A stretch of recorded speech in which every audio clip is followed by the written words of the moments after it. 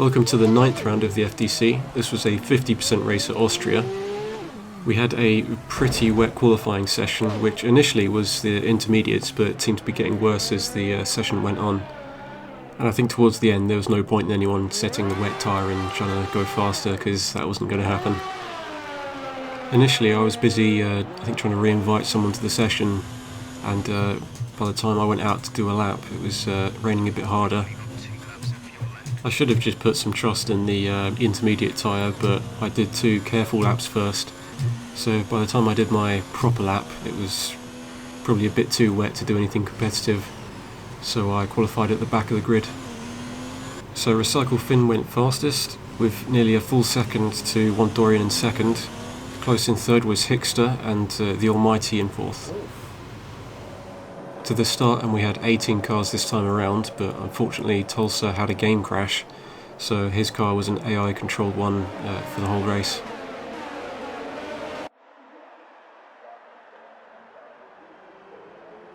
It was a relatively drama-free first corner, although I'd been caught out by just how slow the cars were going through the first corner, so I got a bad run up to turn 2.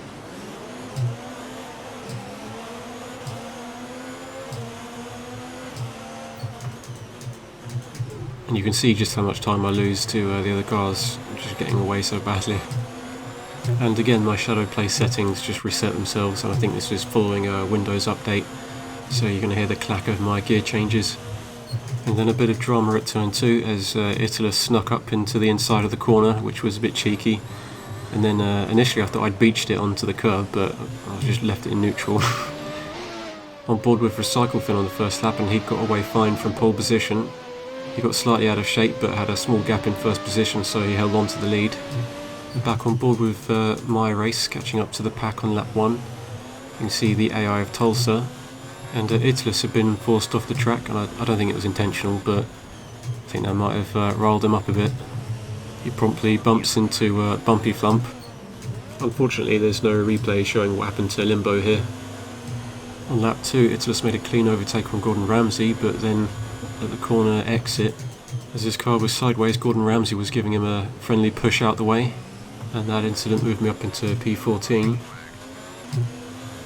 On lap 4 I caught up to Blackbeard, and it quickly became apparent that he was on the harder tyre, so I had the soft tyre speed advantage, so it was fairly straightforward to just drive past.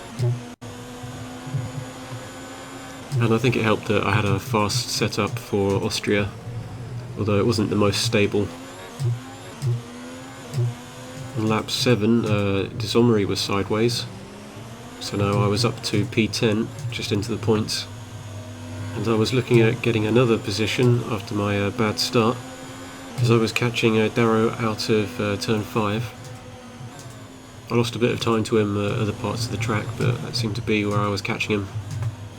But in the dirty air and with my unstable setup, I couldn't quite stay behind him in one piece. Then at the start of lap 10 I had the DRS to help me go for it. So a straightforward overtake to get into P9.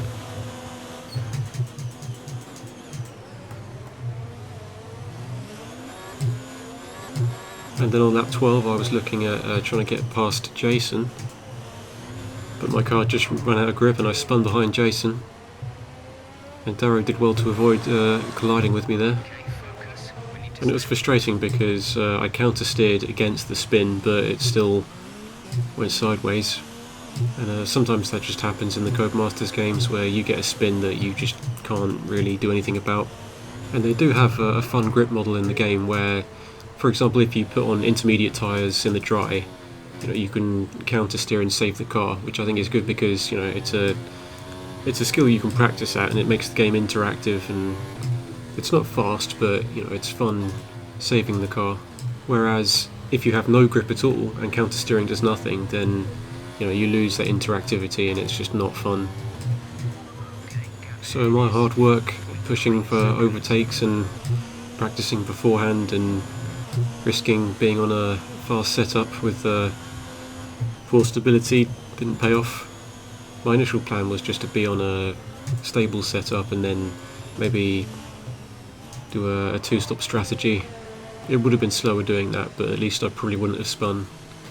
But yeah, I just decided to go for the fast setup and, you know, see if it worked. And based off of that spin, I thought it was time to change tyres, so I went on to the yellow tyres for the rest of the race. Recycle Finn came into the pits in lap 14. He exited the pits with a small gap to one Dorian ahead. He quickly caught back up and looked to get back into first position.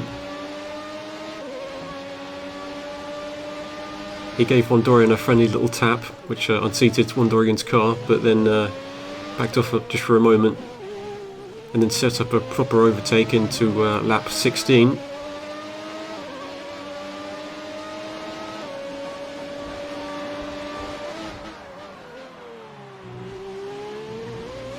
Back on board with my view, and I was caught out by one of the marker boards being taken down, as I tend to brake on the one after the first, but since the first was taken out I braked too late, and that's not the first time that's ever caught me out. Skipping ahead to Recycle Finn on lap 21, he put his engine into mix 3, it looks like, despite having 15 laps of fuel left, that he was going to go for the fastest lap. I would have expected fastest laps to have been done at the end of the race and on the red tyres, but here, while Recycle Finn's yellow tyres were still in good condition, he just went for it. For various reasons, I don't award a point for fastest laps in this league, but in future I think it's something that I'd probably start doing. One of the important things about setting a fastest lap is that if you cut a corner and you get a warning or a penalty for it, it'll invalidate the fastest lap.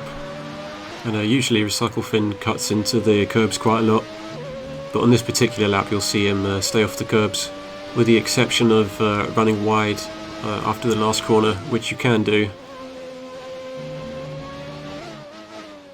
So despite that not being at the end of the race and it being done on the yellow tyre, it was actually the fastest lap.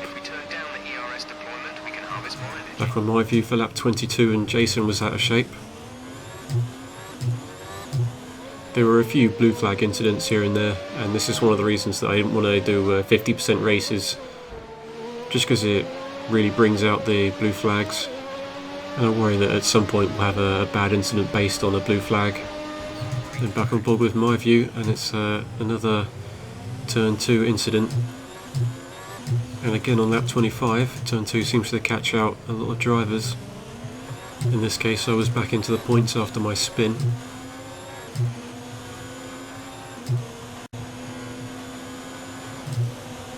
Heading into lap 27, and I was in an overtaking mood as I tried to get past Spellman, but then ended up going straight into the side of Beaumont. My car ended up sideways, and unfortunately Recycle Finn ran into it. It was only after spinning around and seeing Recycle Finn stop that I realised that was his race over.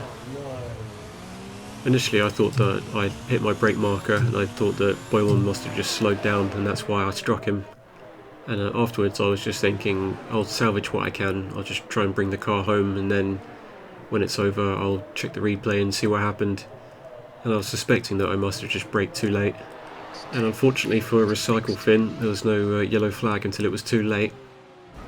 So as the race ended, I was thinking that I must have just braked too late in the incident, and when I finally checked the clip, sure enough, I braked later than I was intending to. So again, for the second time in the race, I just misjudged my braking point, and unfortunately for Recycle Finn, I'd taken him out, so my apologies. So it was a good qualifying session for Recycle Finn, and at the back you can see the last two cars, me and Gordon Ramsay.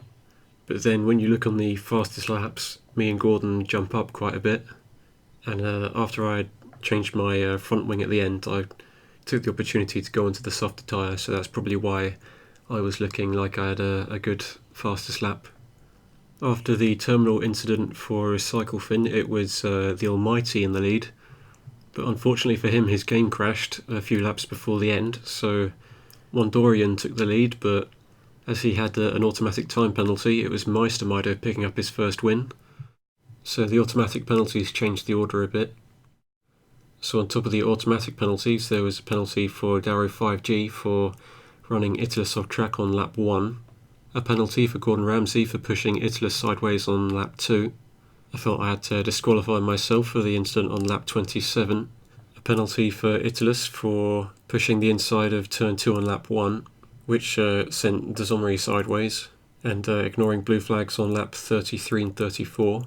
A penalty for Jason for an incident between turns 3 and 4 which caused damage to another car, and ignoring blue flags on laps 25, 33 and 34. So Meister Maido jumps up from 8th to 3rd in the standings.